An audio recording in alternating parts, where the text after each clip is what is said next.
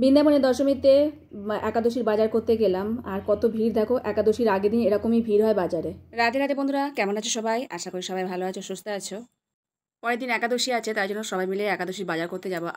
আর শুভ বিজয় দশমী সবাইকে।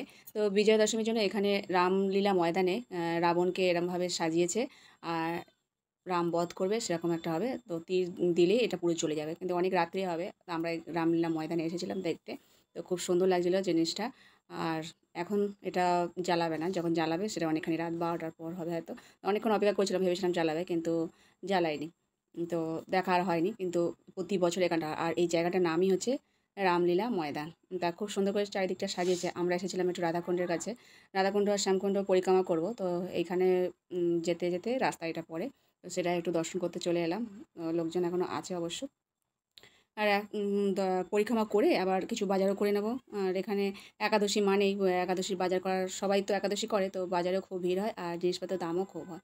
আর অনেক পুলিশও দিয়েছে, যেহেতু এটা তো একটা ধর্মীয় ব্যাপার স্যাপার আছে, সেই জন্যই। তো আমরা একটু চারিদিকটা ঘুরে দেখে নিয়ে তারপর আবার পরিক্রমা করব। আর যাওয়ার সময় বাজার করব, আর গিয়ে আবার রাতে রান্নাবান্নাও করব। তো তোমরা একটু দেখে নাও কত সুন্দর করে করেছে। পুরো ভেতরটা এমন করে বানিয়েছে যারা একটুখানি আগুন দিলেই পুরো জিনিসটা জ্বলতে শুরু করে দেয়।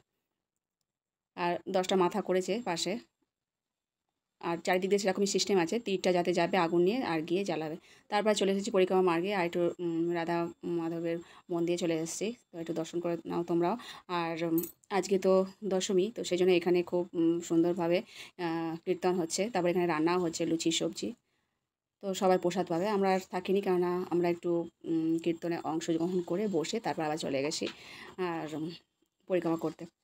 তো এটা হচ্ছে রূপ গোস্বামীর সমাধি, অনেকেই তোমরা জানো। তো সেখানেই এসেছি, আর খুব সুন্দর কীর্তন হচ্ছে।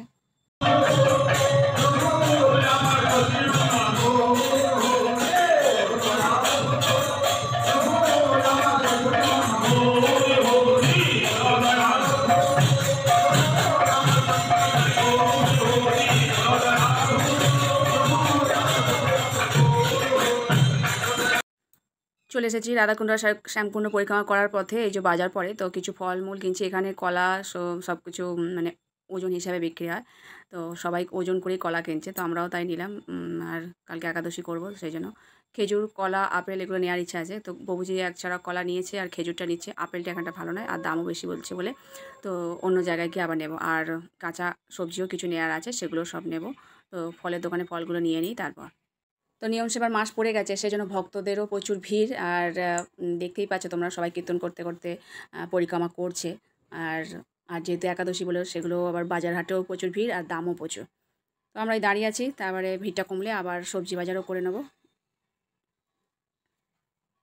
তারপরে একটু রাধাকুণ্ডে বসে একটু জব করে তারপর বাড়ি ফিরবো। আর কাঁচা সবজির মধ্যে তেমন কিছু নেওয়া নেই। শসা নিল প্রভুজি, আর আগের দিন তো কাঁচা সবজির মধ্যে ফুলকপি সব কিছু নিয়েছিল, তো আর তেমন কিছু নেবে না, শুধু শসা নিয়েছে। আর আর তেমন কিছু নিল না, বললো যে যা আছে ঘরেতে সেগুলো এখন শেষ হোক তারপর। আর এই সাইডে আপেল বিক্রি হচ্ছে, তো প্রভুজি আবার বললো আপেল তাহলে নিয়ে নিই। আর এখান থেকে তোমরা একটু রাধাকুণ্ড দর্শন করে নাও। আর আমরা একটু রাধাকুণ্ডে গিয়ে বসেছিলাম, বসার পর আবার এসেছি। আর সবাই দেখো কেমন পরিক্রমা করছে। এটা হচ্ছে দণ্ডবত পরিক্রমা। তো যেমনভাবে ভগবানকে আরাধনা করা যায়, যার মধ্যে যেমন ভক্তি।